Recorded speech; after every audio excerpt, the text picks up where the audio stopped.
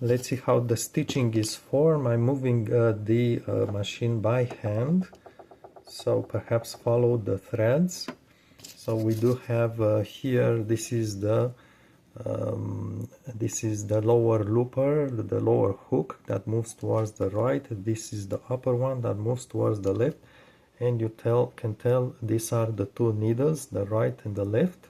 And also the right needle will always sit slightly lower than the left one.